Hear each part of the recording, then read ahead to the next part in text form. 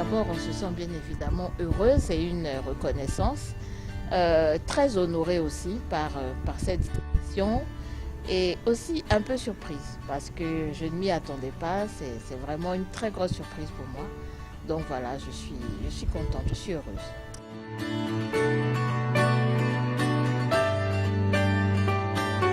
Mais d'abord, j'ai reçu un courrier du mouvement des entreprises du Sénégal, donc co-signé avec l'organisation des African Leadership Awards, qui me désignait comme sélectionnée parmi les managers femmes qui ont été reconnues sur le continent pour leur contribution, pour leur apport et tout ça. Et ensuite, on nous a demandé de nous présenter à cette soirée de remise des awards là. Et c'est là en fait que les lauréats sont annoncés. Donc il y a un petit suspense bien évidemment. Il y a déjà la joie de figurer parmi les nominés et le petit suspense durant la soirée comme les Oscars. Et quand on dit votre nom, vous êtes très très ému. Et donc voilà un peu comment ça se passe.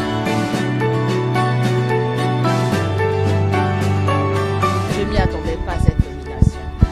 C'est vrai que j'œuvre dans le domaine du leadership féminin. Je suis une militante de l'autonomisation des femmes sur le continent. Ça, c'est une réalité. À travers mon entreprise aussi, je fais beaucoup de choses, mais je vous avoue que je ne m'y attends pas. Je ne m'y attendais vraiment pas et ça m'a touchée. Je pense que c'est le travail qui est fait surtout au niveau du Forum de l'emploi et de l'entrepreneuriat féminin que j'ai eu à créer il y a de cela un peu plus de 8 ans.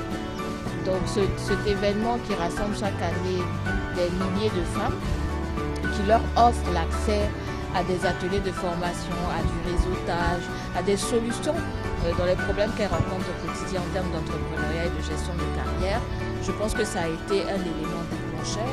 Je crois que AOS Africa aussi, qui est mon entreprise que je co-dirige, a été aussi un élément déclencheur parce que AOS aujourd'hui rayonne sur 14 pays de la sous-région et nous menons beaucoup de campagnes d'envergure.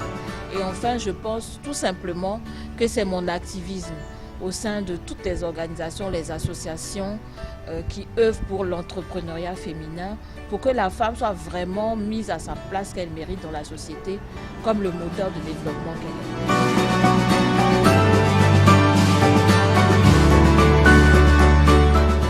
Il y a beaucoup de constats, il y a surtout des constats positifs.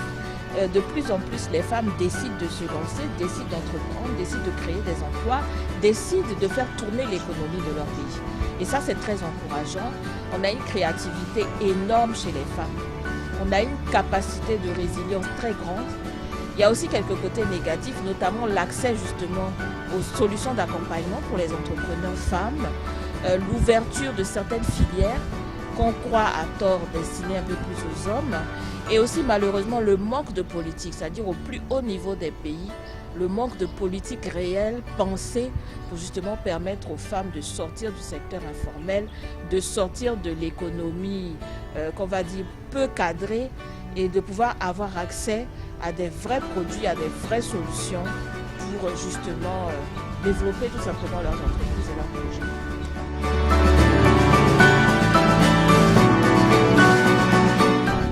Même au-delà du monde de l'entrepreneuriat, aujourd'hui, pour moi, quand je regarde les femmes dans le domaine économique, dans le domaine financier, dans les positions de cadre, c'est-à-dire à des hauts niveaux même de carrière, aussi dans l'entrepreneuriat, dans le domaine institutionnel, les femmes aujourd'hui ont vraiment des grandes qualités, des talents qu'il faut reconnaître, sont de plus en plus formées, sont de plus en plus équipées. Et donc pour moi, il faut vraiment qu'on leur donne toute la place. Les deux à la fois, parce qu'il faut aussi que les femmes sachent sortir de leur zone de confort pour attaquer certaines positions qui sont là, qui sont accessibles. Et peut-être qu'elles se disent que non, c'est pas pour moi, ou bien non, c'est pas le moment. Et après, on regarde derrière soi, on se dit c'est trop tard. Non, il faut vraiment y aller, il faut se lancer.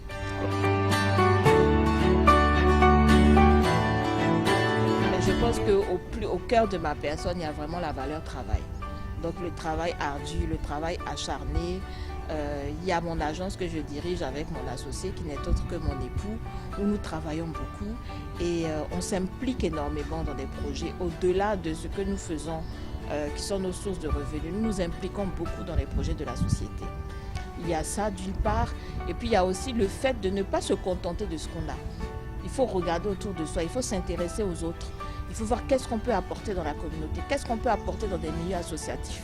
Donc il faut vraiment sortir d'un périmètre prédéfini et étendre un peu ses tentacules. Et c'est ce que je fais, avec au cœur de tout ça, la valeur travail.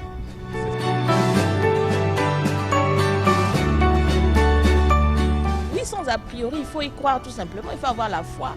Et puis il faut aussi se dire que si X a pu le faire, eh bien moi je peux le faire aussi. On est tous des êtres humains. Il n'y a pas de surhomme. Donc il faut y aller, il faut se lancer. Moi j'encourage toutes les jeunes filles à ne jamais baisser les bras. J'ai une devise qui s'appelle Keep Walking. Il faut toujours avancer. Il faut toujours aller là où la porte semble fermée.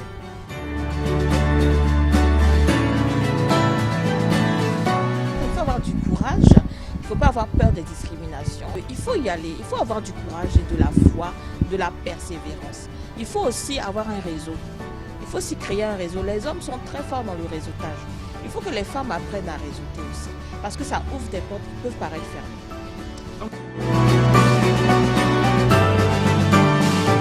Voilà, j'ai pensé à beaucoup de choses. J'ai remercié Dieu d'abord. J'ai pensé à mon mari, à ma famille, à mes parents qui m'ont beaucoup appris. Mon père, ma mère qui m'ont vraiment inculqué la culture de l'excellence. Et puis enfin, j'ai pensé aux femmes de mon pays, aux femmes de mes pays. J'ai regardé, je me suis dit ça, il faut que ça inspire. Il faut que ça conduise les femmes à se dépasser. Et comme je l'ai dit, j'ai dédié ce trophée-là à toute la communauté du FEF, près de 8000 femmes. Et on va encore se retrouver le 1er mars à Abidjan et le 30 mars à Ouaga pour les 2 prochaines éditions du FEF. Et j'ai dédié ce prix à ces femmes-là parce que je me dis, c'est ensemble en fait qu'on arrive à réaliser des exploits. Vous savez, moi je considère que je ne suis pas encore arrivée et je vais toujours avancer. Peut-être que ce qui va m'arrêter, c'est la tombe, mais il faut y aller. Il faut persévérer, il faut casser, il faut briser les obstacles, il faut surmonter les difficultés. Donc oui, je pense qu'il faut continuer. C'est une inspiration pour moi, c'est encore un autre coup de starter pour viser plus loin, pour viser plus haut. Merci à vous.